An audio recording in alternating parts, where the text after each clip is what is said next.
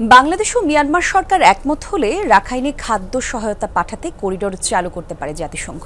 একথা বলছেন ঢাকায় নিযুক্ত জাতিসংঘের আবাসিক সমন্বয়কারী গোয়েন লুইস।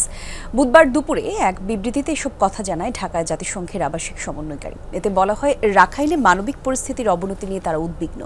বাংলাদেশে জাতিসংঘ রোহিঙ্গা শরণার্থীদের সহায়তা অব্যাহত রেখেছে।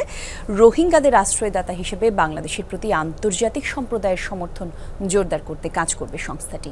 আরও বলা হয়, বাংলাদেশ থেকে মিয়ানমারের সীমান্ত পেরিয়ে যে কোনো মানবিক সহায়তা পাঠানোর জন্য প্রথমে দুই সরকারের মধ্যে সম্মতি প্রয়োজন। সীমান্ত অতিক্রম করে সহায়তা প্রদানের জন্য জাতিসংঘের সংশ্লিষ্ট সরকারের অনুমতি নিতে হয়। এছাড়া জাতিসংঘ সরাসরি হস্তক্ষেপ করতে পারবে না বলে জানানো হয়েছে।